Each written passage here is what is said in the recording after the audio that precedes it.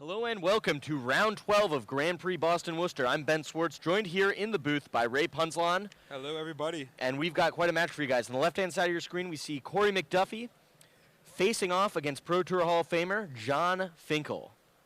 Corey McDuffie on a blue-white skies deck. John Finkel. Green-blue, Tricks of the Trade base deck, sporting 3 of the enchantment there. So it looks like play has started. Both players without a 1-drop. Let's see if Corey McDuffie has one of his 3 Avon Squires on turn 2. Does not look like it. He'll just pass back with 2 islands up. He has his Glacial Fortress in hand, so he wasn't short. He wasn't short the white, just short the Avon Squire. Sure. Looks like he's deciding between casting a Water Courser and another creature. Can't quite get a good look at his hand. But looks like in the end he'll go for the Water Courser. The 2/3, the ability to grow its power while shrinking its toughness. Yeah, Corey and John were part of a pretty tough draft pod with AJ Sacker, Paul Rietzel, and Cedric Phillips also joining them in the draft. Yeah, definitely not a draft pod you want to see when you sit down for day 2, especially in the 2-loss bracket. So it looks like John here is going to tap 3, go cast Primordial Hydra as a 1/1. Well, they'll start growing soon. Yep. And blue-white doesn't have many ways to handle Memorial Hydra, or to just take advantage of having low toughness early on. So not much risk for John there to just start growing him right away. Primordial Hydra, of course, enters the battlefield with however many +1/+1 counters you pay for. At the beginning of your upkeep, double the number of counters on it, and if it's got 10 or more counters, it has trample. And I think the only real way that Corey has to deal with this is his 1 Encrust and 1 Unsummon. The Unsummon is in Corey's hand, so I did take a peek at that. So he'll be able to handle the Primordial Hydra once it gets large. Corey's stuck on 3 lands here and looks like he'll cast an Attendant Knight before passing it back to John Finkel, but he really wants to accelerate out to his larger drops. Looks like John will spend no time and cast Primal Hunt Beast, and pass back, slowly growing his Hydra. Primal Hunt Beast, one of the ideal targets for John to put on a Tricks of the Trade on. It reminds me of his his block deck from Grand Prix or Pro Tour Avacyn Restored, where him and Dennis both played this hexproof enchantment deck in that format, where they used cards like Geist of St. Traft and Invisible Stalker and enchantments like Spectral Flight. All right. John, of course, finished in the top 4 of that tournament. Dennis finished John finished in the top 8. Dennis finished in the finals, losing to eventual winner Alexander Hain. And there was a Griffin Protector played by Corey McDuffie. Of course, that grows whenever you play a creature, +1/+1 until end of turn. John here adds 2 more counters to his Primordial Hydra. Looks like he's going to draw. Takes a look at a Bond Beetle, Scroll Thief, the Tricks of the Trade, and a Forest. So if you're John here, you're probably going to go ahead and play the Tricks of the Trade. Yeah, just slam it on your Hexproof Primal creature. Yeah. It'll be very tough for Corey to deal with this now. He's going to 5 a turn. Racing John. John also has an Unsummon on his hand to help him stave off anything that Corey might be able to muster here. So saying maybe he'll grow his Griffin Protector quickly. John could slow that down. Yeah, Tricks of the Trade, of course, +2/+0 and unblockable for that 3/3 hexproof Primal Hunt Beast. Now Corey, he only has 3 turns to work with, unless he's got some life game.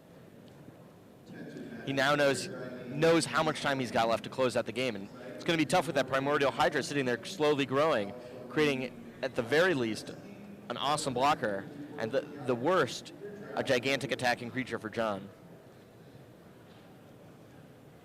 Corey mulling through his options in his hands. Looks like he's going to quickly unsummon the Primordial Hydra, play a creature maybe, and try to attack in for a bunch of damage. Plains and Odric Master Tactician. Give +1/+1 to the Griffin. See if John decides to use his Unsummon now, or just going to take the, 8 damage coming towards him right now. Yes. John does have an Unsummon in his hand, so he can use that on probably the Griffin, right? And Griffin, yeah, highest power creature there. Can't replay it, but looks like John might just take it now. He was reaching over. Well, you have to be aware of Odric the next turn that you want to bounce, right?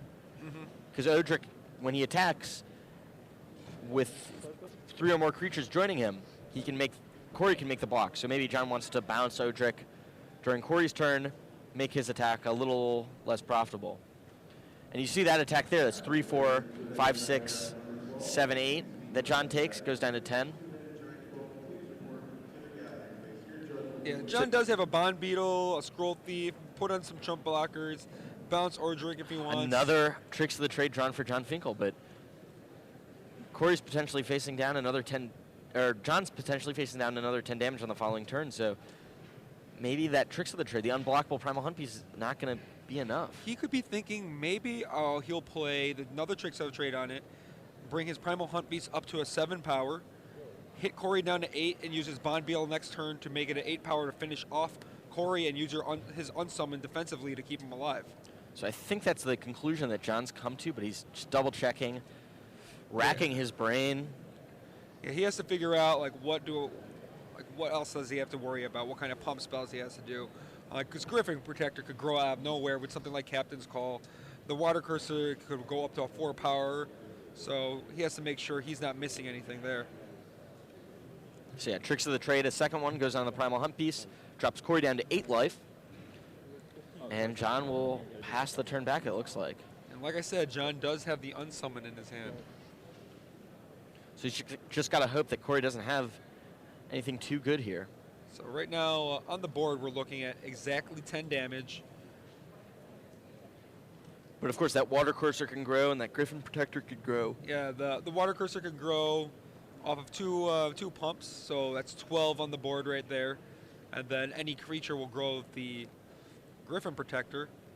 John has to be wary about things like Negate or other pump spells, but I think he felt like with the type of board position Corey has, he's better off just going for the tricks of the trade on Primal Hunt Beast. Yeah, this is his one shot to victory. Yes. Corey trying to figure out where he stands. Counting up the damage. He's got to think that John has at least that Unsummon in hand and maybe come up with a plan to defeat it.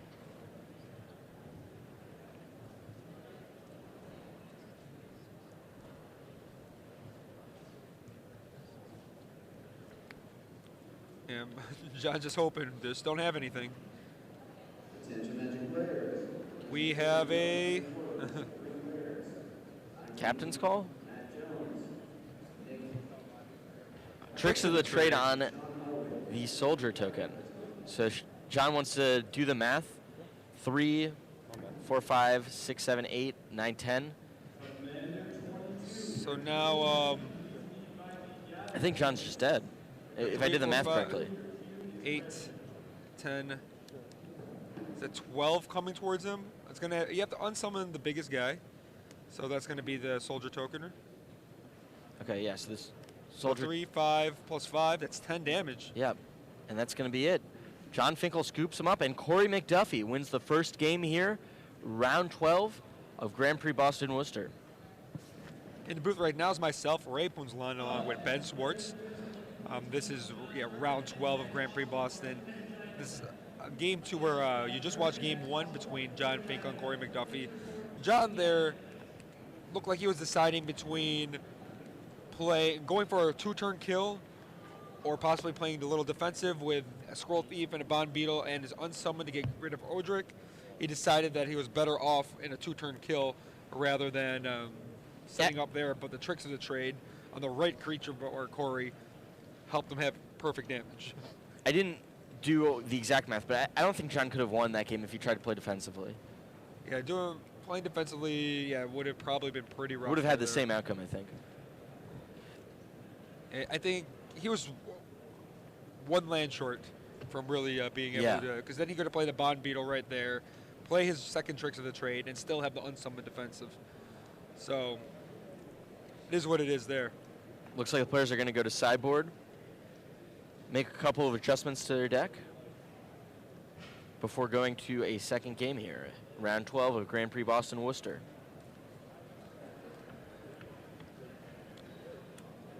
Yeah, so I know John wasn't too disappointed with his deck, but not super happy with it either. He's comfortable with what he came up with. I didn't get to hear anything about Corey, how he felt about his deck, but just looking at his deck, you got to be pretty happy how it turned out with an aggressive blue-white deck. 3 Aven Squires is huge. A couple Johnny Sunstrikers too. Some powerful starts with like War Falcon and Aven Squire. I was looking at, oh, that is really powerful. Some of the other decks in the pool, Cedric Phillips' deck has Sublime Archangel and 2 Clone. So it looks like this entire pod has really powerful decks. I know Cedric Phillips locked in his match last round. If he wins this round, he'll play against the winner of this match here. Both these players won their first round. So what kind of changes is Corey making here?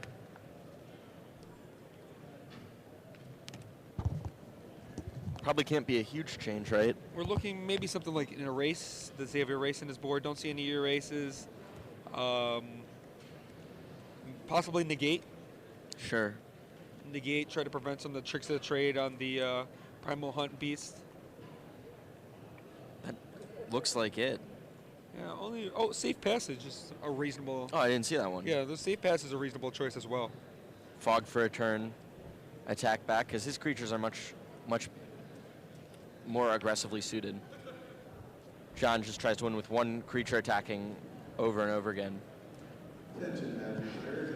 And it does look like he did bring in the Safe Passage. Okay. See in the middle of his deck right there. Safe Passage and Negate probably are the 2 cards that Corey brought in. I didn't get a chance to see what John brought in. Looks like he's boarding out a Titanic Growth. He has a Naturalize in the bottom of his deck. See here. Yeah, there was at least 1 Naturalize. Looks like a Plummet also. So a couple good options for John to board in against Corey.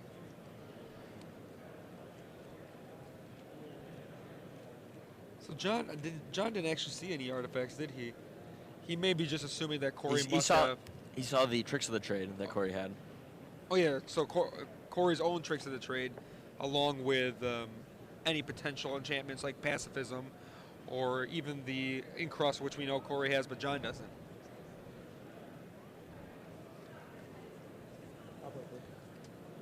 Okay, so it looks like the players are shuffling up. John Finkel, of course, defeated none other than AJ Soccer last round. Crushed him in 10 minutes. AJ was really demoralized by the loss. Taking it really poorly.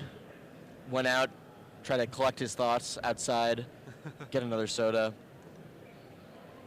Yeah, John, you can see how his deck could be really explosive. He starts off with the Arbor Elf, ramps into a quick Primal Hunt Beast or even a Scroll Thief, drops into tricks of the trade, and quickly take advantage there. I mean, you can also see how Corey's deck can win quickly. An early Griffin Protector, an early Battle War Falcon. I keep wanting to call it Battle Phoenix for War some reason. Falcon. It's a Aven Squire. Guardians of Akrasa. Follow that up with, I don't know. That already is pretty good right there. Yeah. Topping off with Sarah Angels. Fairy Invaders. Oh yeah, turn 4 Tricks of the Trade. Turn 5 Sarah Angel. And both of these decks are pretty powerful. There's 2 Show of Valors in there too that could catch John off guard. Yep. John didn't see either of those game 1, so might not be completely expecting it. Or definitely won't be expecting the second one.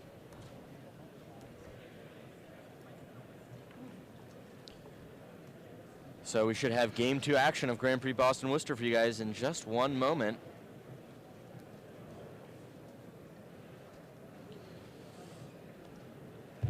All right. In order to make top 8, only one of these players can make top 8. With 2 losses apiece, looks like the cut for top 8 in this tournament will be 2 losses, maybe 2 losses and then a draw. So John's hand has Arbor Elf, Welkin Turn, Spike Bailout. That's a couple cards I saw. I'm looking over at Corey's. I know he has an Aven Squire, a Show of Valor. John starts off with Arbor Elf. Yep, Arbor Elf starts things off, and John, unable to accelerate, will get in for 1 and play a Welkin Turn. Let's see if Corey's got a turn 2 Aven Squire and a turn 3 Attendant. Here comes the Aven Squire. Aven Squire, of course, 1/1 flying, exalted. Can't picture him chumping right here with a Show of Valor in his hand plus other. There's no way he's chumping here. Yeah, John's going to get in for 2 with a welcome turn. Can't imagine Corey blocking here.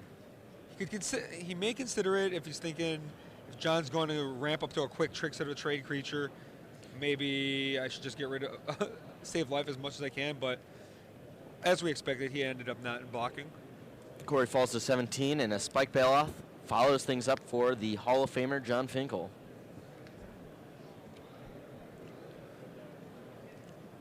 Corey mulling over his options. He's got an Attendant that he's considering casting. Not sure exactly what else is in his hand. He's guarding it pretty closely.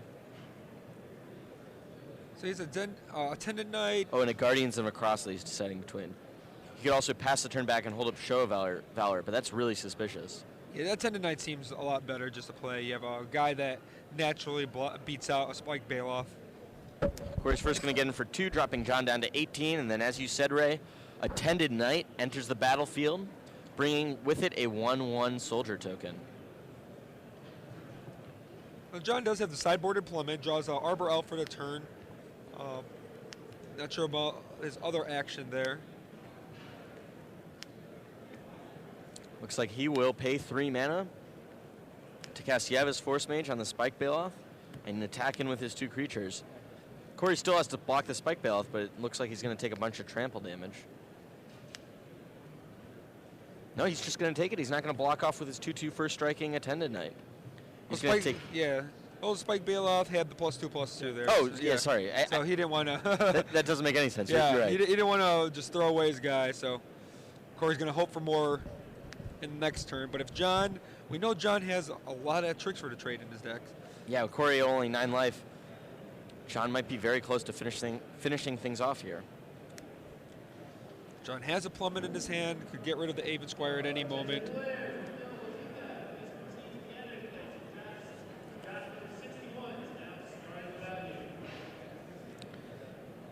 So Corey again deciding what he wants to do here. Asking John how many cards in his hand. John has 2 cards. To Corey's, I think, 5 or 6 cards.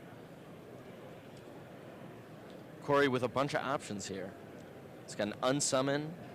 Again, that Show of Valor, Guardians of Akrasa. I think there's also an Encrust in his hand. Looks like he's going to tap 3. Cast Guardians of Akrasa. Attack in with a 3/3 Aven Squire. See if John's going to use a plummet here. Looks that way. Plummet the Aven Squire. Get that out of the way. Now Corey's deciding, do I want to unsummon this or not? He's just going to let a Squire die. So John untaps. He only needs to deal 9 life points to take this match to a game 3. He'll just attack in with the Welkin turn. Dropping Corey down to 7. Post-combat, he'll play another Arbor Elf and pass the turn back. John's got a little army right there. He might be in position to do an all-in attack at some point. Though it looks like Corey just drew an Encrust. Okay.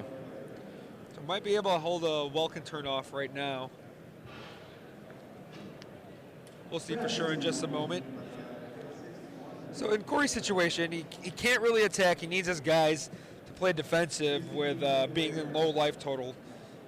But that gives John the time to draw something like one of his tricks from the trade to deal the last couple points of damage. Corey, little does John know, has an Unsummon that he can hold up in order to bounce that to prevent any tricks from the trade shenanigans. But Corey pre-combat is going to, well, no, he's just going to attack in with the Soldier token, 2/2 because of Exalted from the Guardians of Akrasa.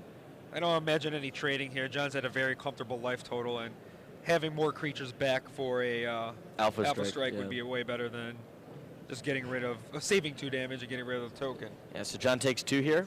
He'll fall to 16 life. Post-combat, Corey will go ahead and cast the Encrust on the Welkin turn, as you said, Ray. So now we're back to John needing something here. We know that Tricks of the Trade won't be enough just because John Corey has the unsummon.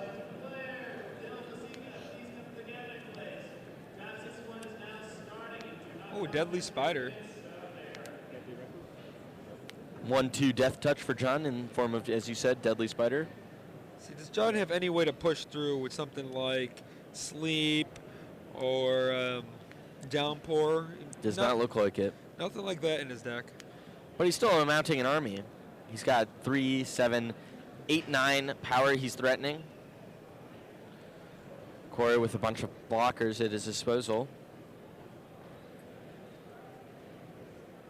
He has a negate in his hand, so he did decide to bring in a negate. So John's going to have a couple things he's going to have to fight through. The game still looks like it is in John's favor.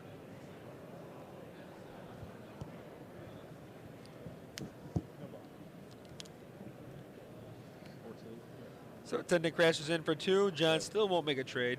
Doesn't find it necessary. Now John's backing up with an unsummon and a Show of Valor in his hand. I mean, Corey's backing himself up with those. Sure. John looking for more action, slowly building his board. Looks like he'll just play his 5th land and pass the turn back. Welcome turn, unable to untap because of the encrust that Corey played. The Soldier again will get in for another 2 points. Does John want to pull the trigger and block? It looks like he'll block with the Yeva's Force Mage, trading those 2 guys off.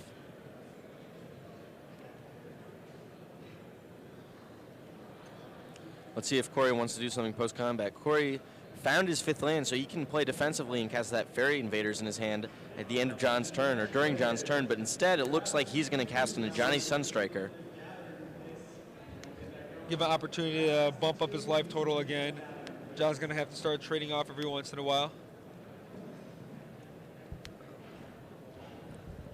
So what did John draw here? He drew a 4. Oh. Roaring Primadux. That'll be able to reset his Welcome turn out from under the encrust and return John with a flyer. But little does John know, Corey is holding a Fairy Invaders in his hand. Yeah, John has cheap creatures too to be able to replay easily and keep the primal, roaring Primadux rather, on the battlefield.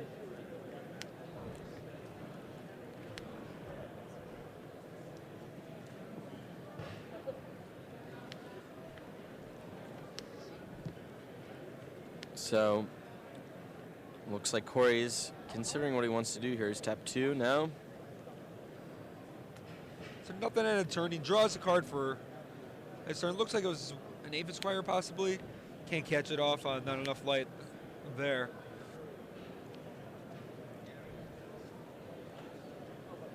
How much time is left, Judge? Yeah, John's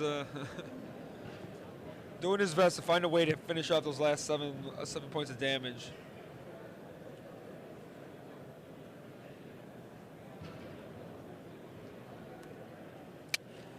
Corey just passes the turn back, maybe? Yeah, we're looking. He has an Aven Squire, he has a Negate, a Show of Valor, Fairy Invaders. and Fairy Invaders. And a 6th land, it looks like. He'll cast the Aven Squire. Oh, no 6th land. And maybe he'll attack with a doubly exalted Sunstriker or Attendant Knight. Put a little more comfortable life total. Okay, Corey will attack with a 4... Maybe? 4/4 Johnny Sunstriker. Let's see how John wants to block. Does he want to throw his Deadly Recluse in front of it? Looks like he'll throw the Spike Bailoff in front of it in an attempt to trade. Does Corey want to spend that Show of Valor right here to save his Sunstriker and gain himself 2 more life?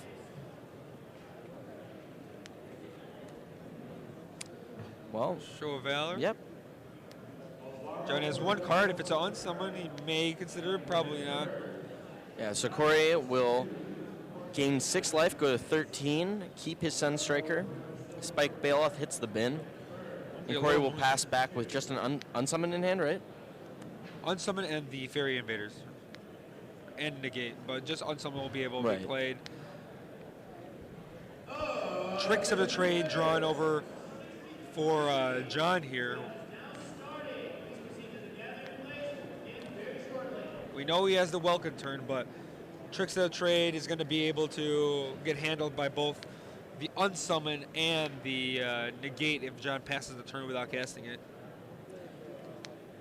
Let's see what John goes ahead and does. Tap 4, Tricks of the Trade on the Roaring Primadux. Unsummon, though, will be able to take care of that if and when Corey decides to use it. Yeah, John's going to get in. Unsummon will bounce the Primadux to his hand. Tricks of the Trade will hit the bin. Effectively time-walking John Finkel here. Corey McDuffie, that is. I guess John Finkel will have the opportunity to recast his Welkin turn before passing it back to Corey McDuffie. He did play a land this turn, I think, so... He did play a land? I don't think he did. Right, that's what I'm saying. Yeah, so he could play the... oh, the Roaring Primadux because of the 2 Arbor Elves that John has. Looks like that's what he's going to do, Ray. Roaring Primadux. Hope to draw another Tricks, but Corey's already prepared for another Tricks of the trade with his negate.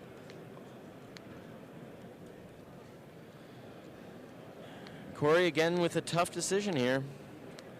His Sunstriker's going to come in, and all John's early game work is going to be erased soon with another attack by Sunstriker. Yep.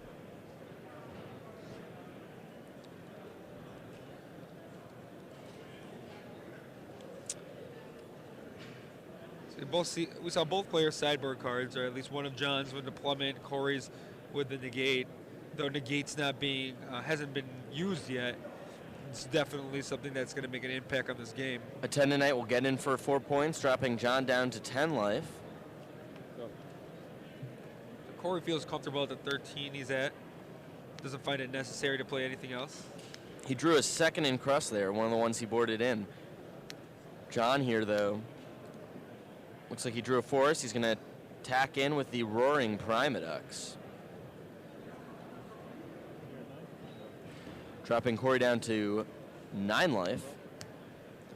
John's going to recast the Arbor Elf, recast the Welcome turn, pass it back to Corey. Corey in a turn presumably is going to go ahead and cast that Fairy Invaders. Nope. He wants to hold up the negate.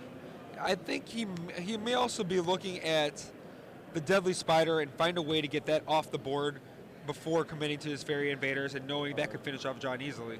Sure. Like his Attendant Knight could keep him coming in for 4/4 first strike damage. Sunstriker could be doing some lifelink action. So yeah, Sunstriker will come in here. 4/4 lifelink because of the Exalted triggers. Yeah, and at this point you may be thinking John may block with a Deadly Spider there. It's out of the way now. Now, yeah, as you said, Corey can cast the Fairy Invaders at the end of John's turn and attack him with a 5/5 Fairy Invaders twice to finish the Hall of Famer off. And John blanks this turn, playing a drawing a forest. There's a Fairy Invaders. He's going to ambush the Welcome turn, another plus to waiting on that Fairy Invaders, being able to ambush the Welcome turn. Does John have something to hold it off? Yeah, I imagine Corey's going to put the Fairy Invaders in front of a Welcome turn rather than making some trade with the Primadux. For sure.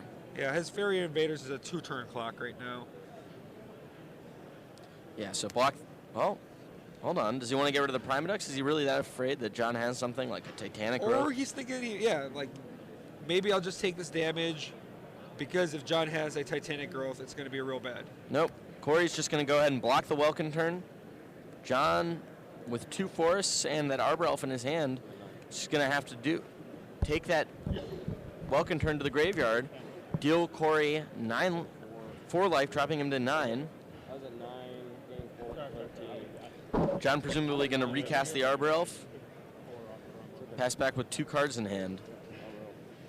No spells, though. So Corey has this window to destroy the Hall of Famer. Yeah, What will he do with it? Going through John's deck, what kind of things can we see from him? He has Prey Upon is what we're looking at, basically. Sure. Fairy Invaders will attack in as a 5/5, dropping John down to 5 life. And Corey will likely pass the turn back, holding Negate up. Oh, he has an encrust too that he could cast on the Roaring Primodox. Doesn't do too much because John can just return the Roaring Primodox to his hand with Roaring Primodox's ability in the upkeep. It ties up mana for John, prevents some tricks of the trade plus pump spell action. So yeah, it looks like that's what Corey's going to do. Encrust on the Roaring Primodox. John untaps, returns the Roaring Primodox to his hand, draws for his turn. What does he got? Ooh, Titanic Growth. That's not going to do it for John. Yeah, no flyer from John. Unlikely that he's going to be able to defeat Corey here unless Corey makes a blunder. Yeah, so John, his only hope is to convince Corey to block with his Even Squire. If he can convince Corey to block with his Even Squire, John bought himself another turn. Corey's thinking now, what could John have here? Could he have double Titanic Growth? Well, I'm going to block my Tendonite on the Arbor Elf. Keep my Exalted guys back, protect them. And that should be good enough for John. Corey is not too worried. He has Negate in his hand. Yeah, John figuring out if there's a way he can maneuver into a win. Yep, Titanic Growth on the Arbor Elf to take out a Tendonite. Yeah, Corey won't bite with his Negate. He's thinking maybe John has something else he's trying to get me with. John's representing Unsummon, but he has Negate sitting there. And that's the match. Corey McDuffie defeats John Finkel 2-0 here in round 12 of Grand Prix Boston Worcester, advancing to 2 losses, 10 wins, 2 losses, going into the final round of the first draft here. Yeah, Wow, John, what a game. Yeah, so Corey's still in position to top 8. John with 3 losses probably will be eliminated there, but still battling